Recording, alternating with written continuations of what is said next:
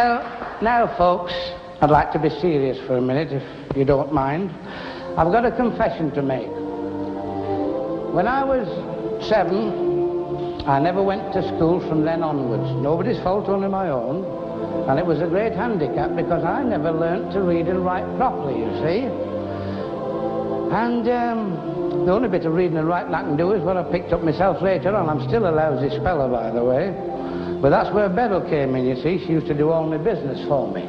Because I went away to the stables when I was 7 to become a jockey. And I went down to Bishop Canning's. At the age of 10, I had my first mount in a race.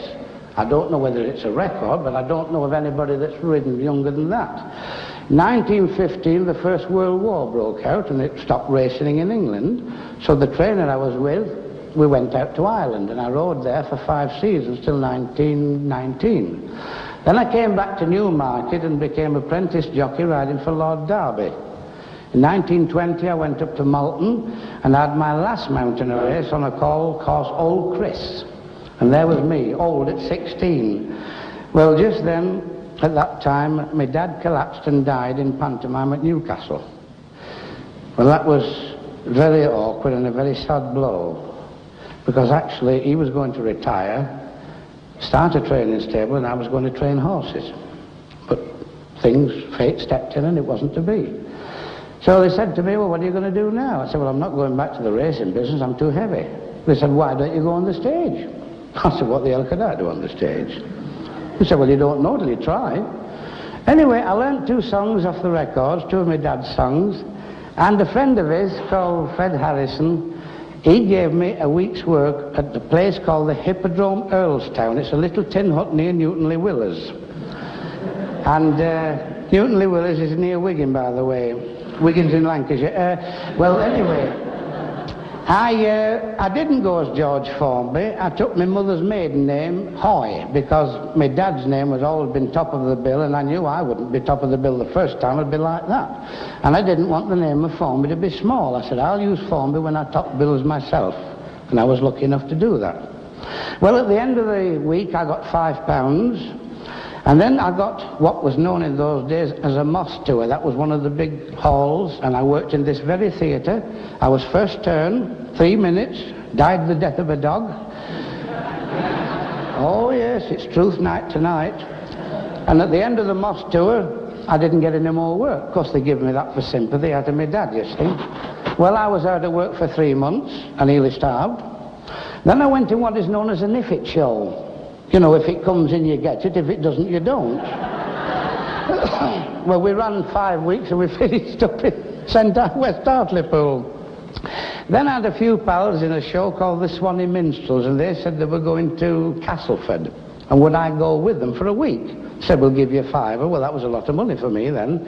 Well, I went over to Blackton as a minstrel, you see. But I didn't go so well. I went usually, bad. And then on the Tuesday, I met a young woman, and I fell for her. And, well, 5 months later, I married her. And that was when my luck turned. You see, I married Beryl, and then she knew a man in Newcastle called Thomas F. Convery. He used to run reviews. He gave me a week's work up there, and he liked my act. I don't know why, but he liked it. And he gave me a review contract for 5 years. Well, I never looked back after that. And I shall always be grateful to Beryl for doing all the business for me, you see. Anyway, I went on I went, and I worked, and I worked, and I worked. And, of course, it would take me a month to tell you all the different things Beryl's done for me, but some other time, probably. I'm getting back to the song now. And now I'm going to speak to the kiddies. You know, don't be as daft as I was. When you can go to school, I could have gone and I didn't. But you go to school, you do your own work. You'll find in later years it'll pay off. Because I was never blessed with kids of my own. And every time I sing this little song, well, I always feel a bit sad, you know.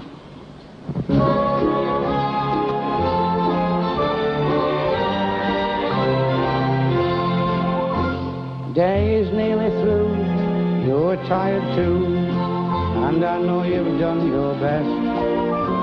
Tomorrow morning your daily jerks will do, so make the most of your night's rest. Good night, little fellas, good night. it's time to close your eyes and go to sleep. A bedtime story, though I could tell, you might repeat it by and by, so I'd sooner sing a lullaby. Someday you'll go your way, it may not be an easy fight, so don't give in, make up your mind to win. Good night, little fellas, good night.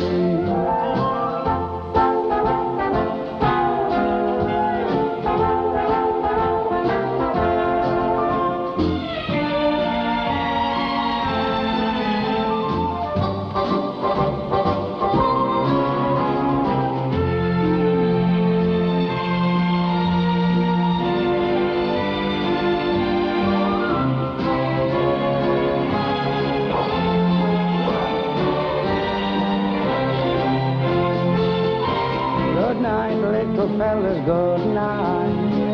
It's time to close your eyes and go to sleep. A bedtime story, though I could tell, you may repeat it by and by, so I'd sooner sing a lullaby.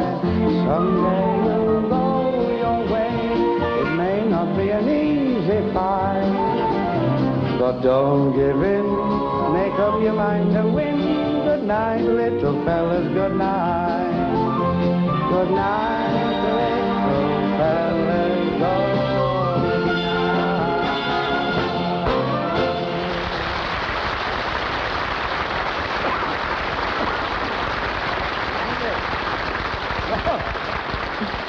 Well, this seems to be confession night.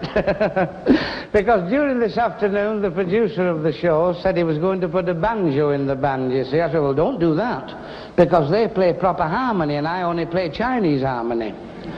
You see, what I've got to confess, folks, is that I don't understand music. I don't read it or write it, although I play these things. And of course, you see, a ukulele is strung in a certain key, and I can only play in one key. And a lot of my songs are in different keys, so I've got to have a different uke for each song.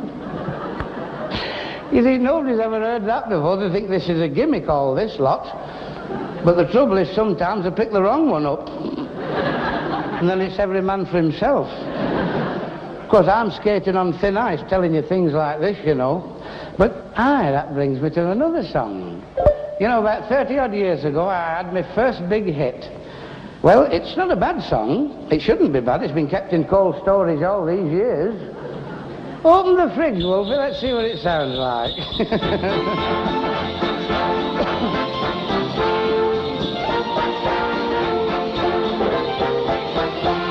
Now here's a new amusement that is getting all the rage.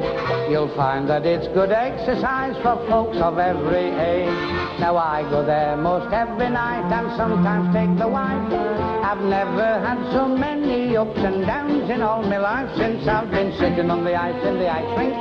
Sitting on the ice with my skates off. It's the finest fun I've ever had. Put it on the ice, it'll never go back. There's lots of nice young ladies, and how I like to tease them. If they don't give way or say okay, I sit them on the ice and freeze them. Last night I went out walking with a pretty little miss. She said, I like you very much, and gave me one big kiss. She was a perfect little blonde and not so very old. She let me hold her in my arms, but blimey, she was cold, 'cause she'd been sitting on the ice in the ice rink, sitting on the ice with her skates off. Oh, well, hot she must have felt. She sat up on the ice and the ice began to melt. She was so young and pretty, but what a blow that fall had dealt her. We couldn't pick her up in the ordinary way. We had to bring a fire and